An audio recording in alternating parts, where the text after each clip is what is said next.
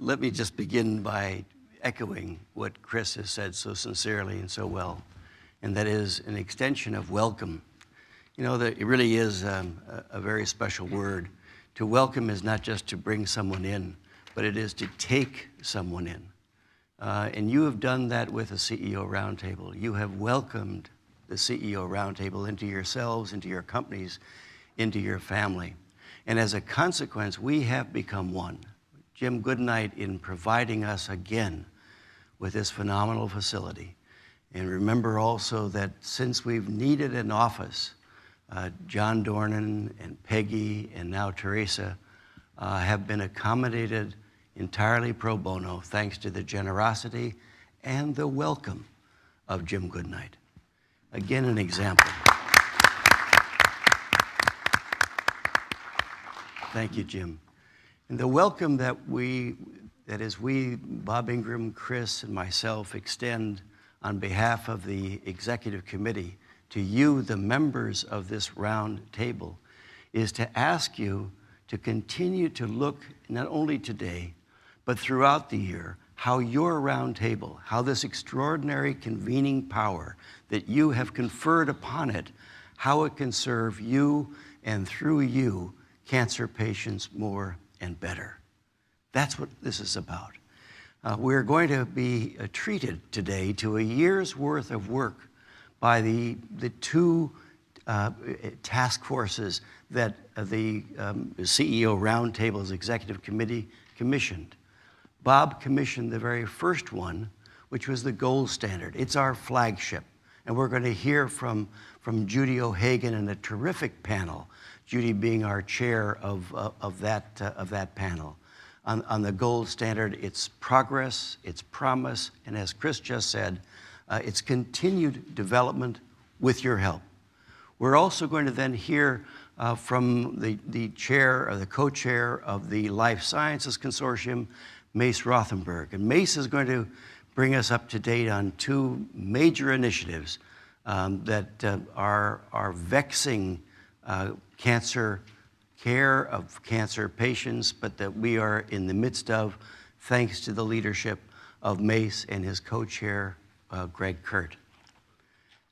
Those are the initiatives that you're going to hear progress on, but understand also that there is promise in that progress. We are not anywhere close to complete, and I don't suspect we ever will be. But we need to have your insight to add points to this compass as to where we should go, because the power of this entity is really conferred by each and every one of you. I want to acknowledge the importance of that leadership, though. You are the round table, but through you, you've delegated responsibility for its organization and the execution of these functions to a group of individuals that I'm so honored to be associated with. First of all, it's Chris Viehbacher, who is our chair, and I can't begin to tell you, that which you probably already know, what an important day it was when the round table was able to welcome him as our chairman. For in Chris, we have not only an executive running a huge corporation that's multinational, but the first chairman that actually is a chair and CEO of a company that is offshore. It's in Europe, headquartered in Paris. And you'll be seeing as a consequence, a direct consequence of this, that the CEO Roundtable that never was parochial in the sense of geographically confined or bound is now going to become truly a global opportunity under your leadership, Chris. And we look forward to that leadership taking us where we need to go. Bob Ingram, as you all know and appreciate, was the one who received first the call from former President Bush that actually put us on this course. When asked, as I reminded us all last evening, as to what success was going to look like, only Bob would have the wonderful temerity to ask the former leader of the free world, what is it that you want me to do and what is it going to look like when I've done it? And the former president said, Bob, I want you to be bold and venturesome. And that's what we're being called upon again today to be. And Bob has reminded us over and over and over again that the boldness and the venturesomeness but has one purpose. So if we can, let's be remindful of, as Bob originally called us to task 11 years ago, because we've just now entered our second decade. We're 11 years old. In the midst of the room, the very first room, which happened to be the boardroom of then Glaxo Wellcome, Bob pointed to the middle of that room, and he said, but the real chairman of the CEO Roundtable sits there. And of course, there was no one there.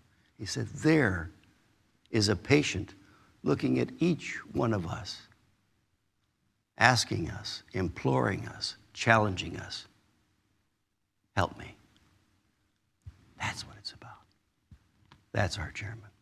So it was the former president and Bob and Chris, and then Bill Weldon, the chairman between Bob and Chris, who would have been here were it not for his mother-in-law, who is very ill. And he called you yesterday to regret his inability, first time, of not being able to be here. A great succession from the president to Bob to Bill and now to Chris. It is that leadership, inspiring and committed, that brings us and convenes us together. John Dornan, Peggy Harrington, and I are truly here to serve you. I hope you know that, because I consider that the highest of all callings. That is to serve you in the service of our chair, our patient. Let me now turn to the state of the CEO Roundtable in an executive capacity, and I'm pleased to tell you that the status of our finances, as told to me by none other than Ken Lee. Ken Lee is our Chief Financial Officer. Those of you who know Ken know that there would not be, I don't think, a biotech bake, so were it not for Ken. Originally at Ernst & Young, the original Bible of the annual report of biotechnology was started. He'll never take credit for it. Somebody else has already done that so well. But it was you, Ken, who did it and did it so well for all those years. How many biotech companies did you find and foster? One of which you were among the first auditors of, tiny little company called, can't remember, Genentech or something like that, yeah. When Ken was, I love to put this in the passive voice, when Ken was actually seconded to become our CFO, I told Chris, I said, God, you know, Ken Lee is going to become our Chief Financial Officer, pro bono. Chris said, Marty, that's like asking Matisse to be your house painter. so I'm very pleased to report on behalf of Ken, and I don't know if I should, but Ken, why don't you turn your mic on and tell us that we're in good health? You're on. With that little red light. There you are. Is it on? Yep. I've counted every dollar, Marty. All present and accounted for. And we are in good health. We are in good health. We have perfect controls for an organization this type. We have audits every year. We have a nice cash reserve in case of a rainy day, which we're hoping that it won't be a rainy day, but there'll be some great opportunity for us, and we could move on that with the way Marty has managed our finances. But John and Marty do a wonderful job, and I get to be part of it. So thank you very, very much. Thank you, Ken. Thank you, Ken, and thanks to Hatteras Venture Partners, of which Ken is a partner, for their great support in so many ways, but for your support of our finances. That war chest, and that's the way I think we like to look on it, has been provided to you or by you to the executive committee for its investment. And the intention there is to be able to make prudent investments in strategic efforts that are important for the Roundtable. And you're going to be hearing and seeing a result of that in the Life Sciences Consortium that Mace will be reporting on. where some funds were actually used this year from that chest to advance a very important initiative that I believe you'll be very proud that you're a part of. I want to also acknowledge that we have a very special member of the round table who is come to us from Felicia Knoll. Felicia, as those of you who know her instantly love her, and know that she has a great experience in healthcare and economics from Harvard, but whose passion and power derives in great measure from her deep affection and roots in Mexico. And this is a talavera that actually, she said, in the lore of Aztec, is actually a Mexican leprechaun. So we have this little fella that has mystical powers, and to prove it, that this little fella is responsible for that rainbow that brought us all under which we arrived this morning. I am pleased, therefore, to conclude these few remarks actually by saying that the status of your round table is to be decided by you in several hours' time. The finances, the organization, the structure of which is sound, and I am greatly, with great gratitude, I want to again acknowledge John Dornan, our executive director, and Peggy Harrington, who's been with us from essentially the beginning as our high priestess of many things, but certainly of the gold standard, who actually are the ones who deserve whatever credit there is due. Please deliver it to them. And now, if I may, Mr. Chairman, I'd like to ask Bob Ingram. Bob continues not only as a member of your executive committee, but as the soul and inspiration for many of us, and is now going to give us a report on our nominating committee. Thank you, Bob. Thank you, Marty. And Chris, let me say again, thank you. I think all of you are busy. Many of you are CEOs and leaders of your organization, and not only being here today, but throughout the year is so important to what our mission is about. And if I could, I'll be brief, but I'd like to, first of all, again, thank Jim. I think many of us who live here in the Triangle know that Jim has not only built this great company, SAS, and this facility speaks for itself, and you'll see more of it, I'm sure, this morning. But what Jim and Ann have done to make our community better transcends just providing high-quality jobs. By the way, SAS probably has the lowest rate of turnover of any software company in the world. And it's not because they overpay people. It's because they treat their employees like all of you do as friends. And the loyalty that they've inspired is very, just remarkable. And as Marty has already shared, they provide us with free room and board. They have a school right up the road called Carey Academy, which when Chris and Allison lived here, their children attended. And having the privilege to serve on that board since it opened, I can tell you it's a model for how you really provide high caliber education to young people. One of the other people who really has been instrumental in our continued success, and who I'd like to take a minute and thank, is Ann Vickery. I've known Ann for longer than probably either one of us would like to admit. And Ann has written the book really on Medicare, Medicaid, and reimbursement for pharmaceuticals. She's a partner at Hogan Lovells and continues to provide us not only pro bono legal advice, but also has become a trusted advisor. And I want to say thank you and ask you all to thank you.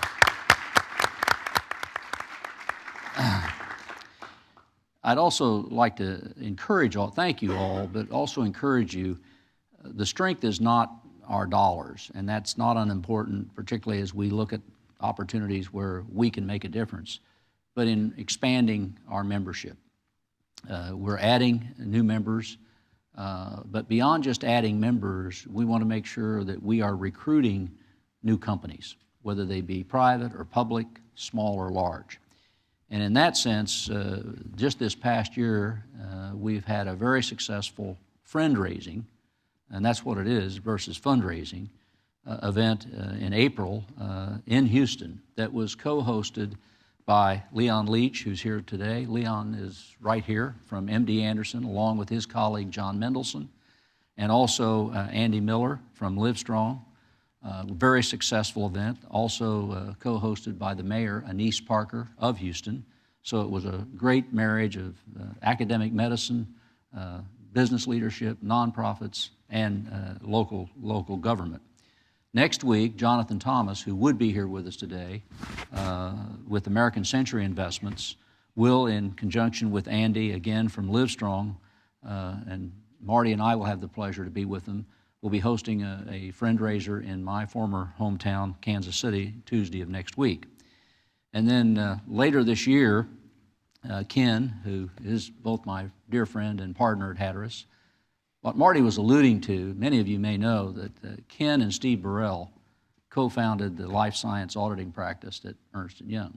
And if Ken's in the room, Steve will tell you they did it together. Now, if Ken is not in the room, Steve will take full credit for it. And I say that with affection, those of you who know Steve.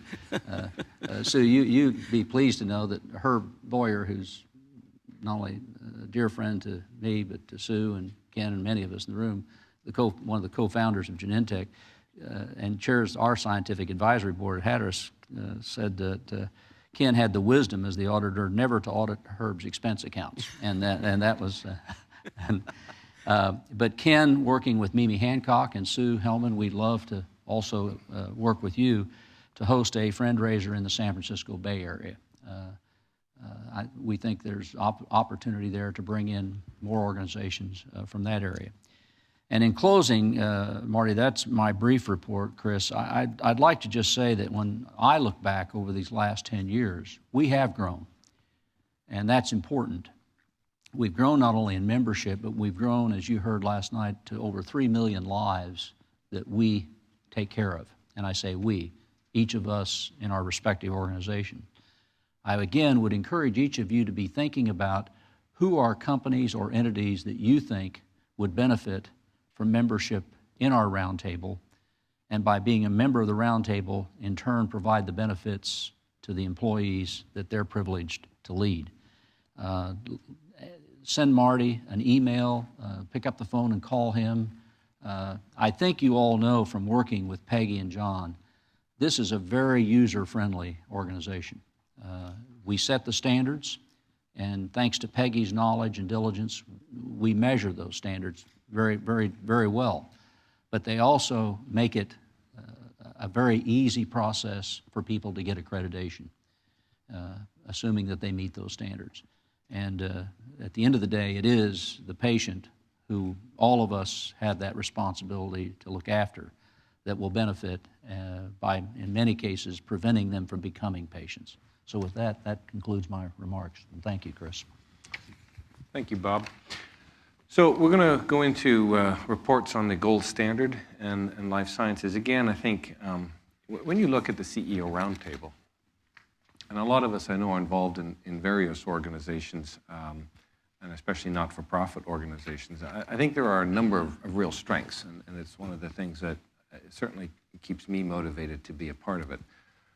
The first is that, you know, we've set this up in a way that we don't have an awful lot of fixed cost.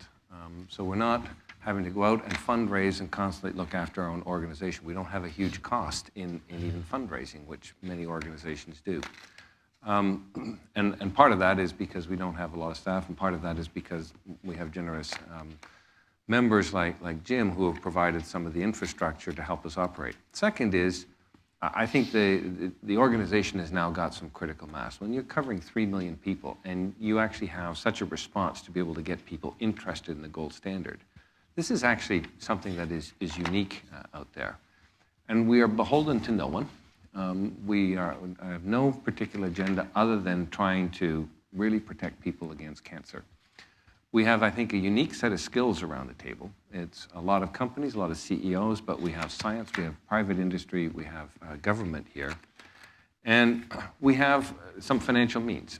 We have decided to keep the dues at a constant level, recognizing that we are in more economic times. And plus, I think it's very much in our philosophy of trying to maintain a lean organization. At the same time, where we believe we can go next, there is funding for that. And so I think as we go through the two reports, I'd like each of you to think about how we can actually take what we have and go to a next level. And we can certainly say we continue, and next year we have 4 million, 5 million. But again, I think we have a platform upon which we can build, and I think we can do even more given the competency we have around the table without ever becoming concerned about high fixed costs and the like, because I think what we've been able to do is leverage just an awful lot of the competency that we have and the goodwill when we want to develop new clinical trial contracting guidelines. As I said last night, people like Ann Vickery and Hogan and Hartson have been able to step up and help us. Where we want to move in science, again, we can actually get an awful lot of our company resource here. So in some ways, we are performing an integrated role that really is lacking out there. This integrated role can actually tap into all of these competencies without an awful lot of financial long-term commitment, but can actually, I think, achieve things in a faster way as a result of that.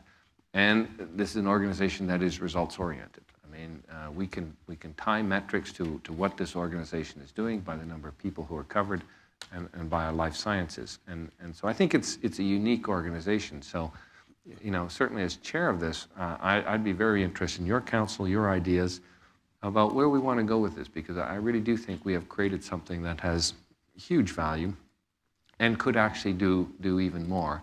I say for me, what I like is that we can do an awful lot more without having the huge financials that often have to come with this, because we're not sponsoring big programs ourselves. I think this ability to tap into resources of our members has been extraordinarily powerful. Now, the first thing is in the gold standard, and as Marty said, we're also interested in how do we make this go global. It is not an easy thing, and you're going to hear from particularly Johnson & Johnson, who I think has really been a leader and well beyond and well ahead of its time in so many areas. And in fact, the way the gold standard was developed was really inspired by some of the work that Johnson & Johnson has done for a long, long time.